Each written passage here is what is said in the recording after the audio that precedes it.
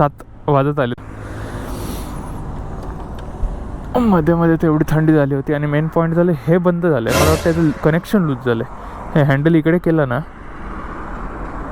तर मगाशी स्टार्ट हे चालू झालं. आणि हँडल परत मी असं ह्या साईडला केला की बंद होते. तर आता म्हटलं याचं R&D करू. तोपर्यंत चहा पण घेऊ. त्यांना विचार चहा आहे का.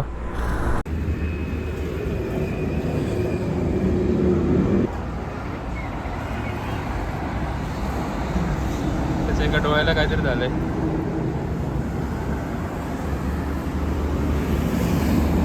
आपला पॅन्थर उपाय देते. आम्ही ते चहा पितो.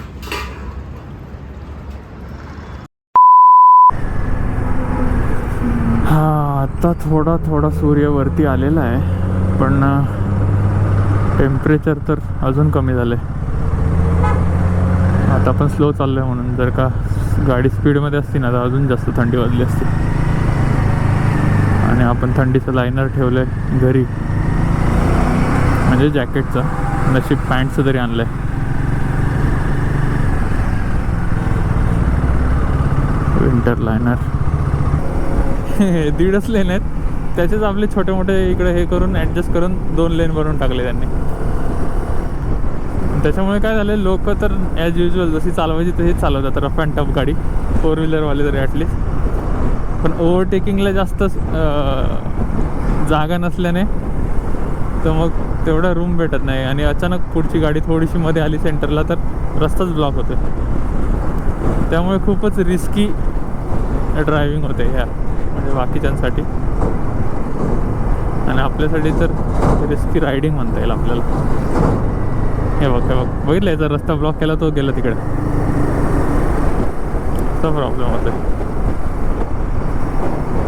आणि मागे लक्ष ठेवावं लागते. मागच्या गाड्या जोरातच येतात. रस्ता छोटा आणि खराब, म्हणजे विचित्र आहे बाबा. हा हायवे आहे नगर हायवे, पुणे नगर.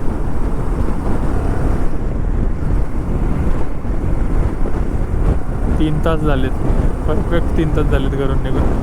आणि आपले 113 किलोमीटर झाले आतापर्यंत.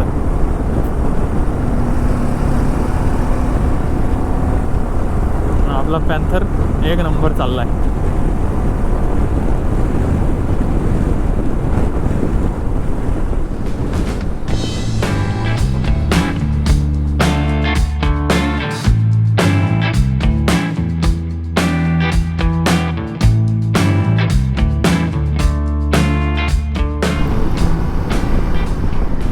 आता औरंगाबादवरून निघालो आहे आम्ही. हा मला वाटते अजंठा रोड आहे. तर हाच सरळ जाईल मला वाटते शेगाव अमरावती सरळ, तिथून जबलपूर. आम्ही थांबलो आता इथे हायवेला औरंगाबादच्या पुढे.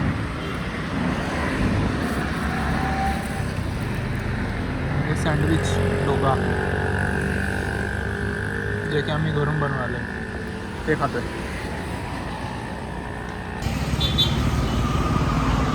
खाते आता सँडविच डोका चांगला आहे. आपण कसे दिसतोय बघ, एकदम बाईक राईड करण्याचा हा एक डिसॲडव्हान्टेज आहे की अवतार थोडासा असा विचित्र होतो.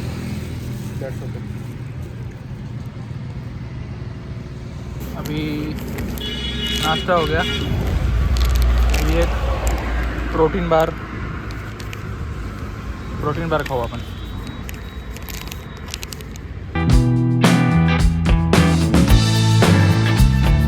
आणि एकदम मस्त रोड आहे, सो त्याचं काही टेन्शन नाही आहे. मोबाईलची चार्जिंग डाऊन झाली होती, सो मोबाईल चार्जला लावला आहे. याच्यात फोन ठेवला आहे आणि गाडीच्या चार्जिंग पॉईंटला केबल कनेक्ट केली आहे.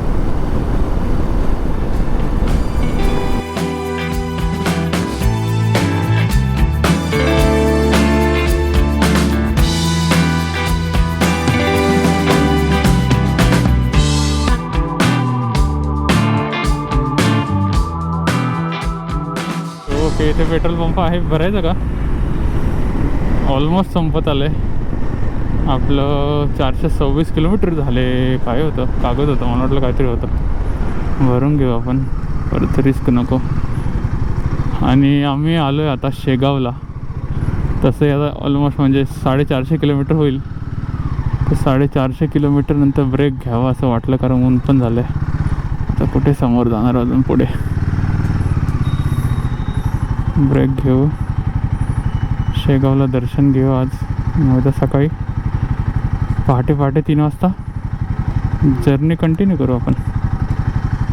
चला पुढे घ्या. कितीचं टाकू?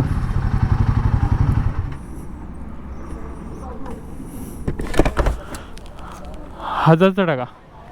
1000.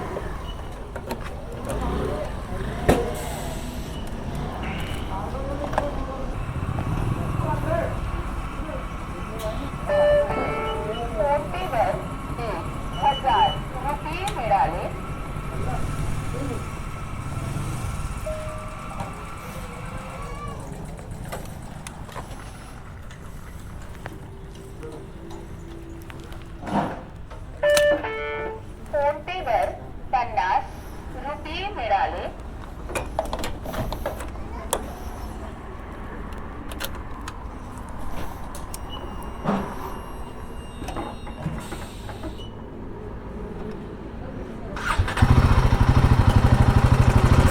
चलो.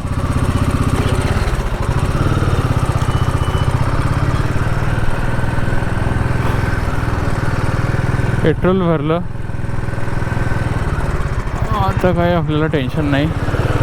आता आपण थोडंसं मेन रोड सोडून आतमध्ये आलो आहे. म्हणजे आपला जो रूट आहे वाराणसीचा, तो सोडून आपण शेगावच्या आतमध्ये आलो आहे. तर आता आपल्याला हॉटेल शोधायचं आहे. हे बनतं आहे. तर आपल्याला हॉटेल शोधायचं आहे. हॉटेल शोधल्यानंतर आपल्याला सेफ पार्किंग पाहिजे. आणि आसपास मग काय आहे ते आपण एक्सप्लोअर करू थोडंसं. आता आपण हॉटेल शोधू आणि भेटू सर्व हॉटेलमध्येच. आम्ही हॉटेलमध्ये पोहोचलो. हॉटेलमध्ये बघण्यासारखं किंवा दाखवण्यासारखं काही नव्हतं. सो आम्ही सामान ठेवून फ्रेश होऊन लगेच गजानन महाराजांच्या दर्शनासाठी मंदिराकडे निघालो.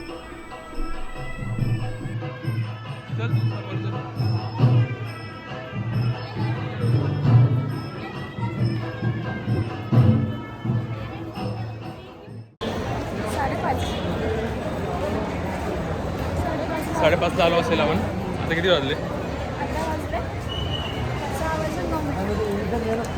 6:09 झाले. म्हणजे का आता दर्शन झालं.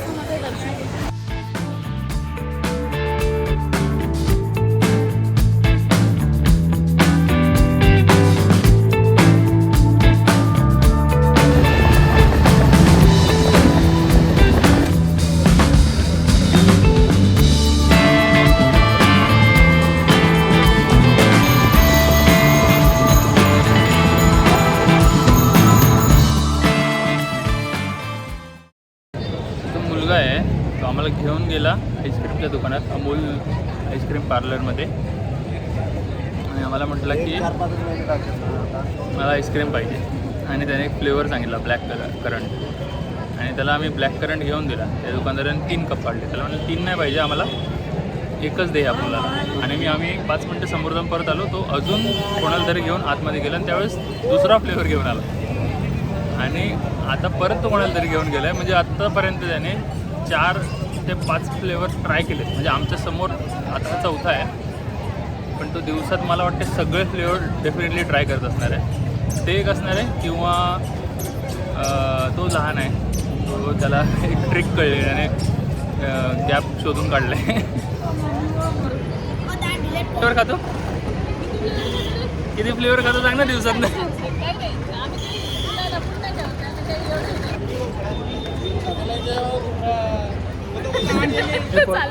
आता आम्हाला बघू.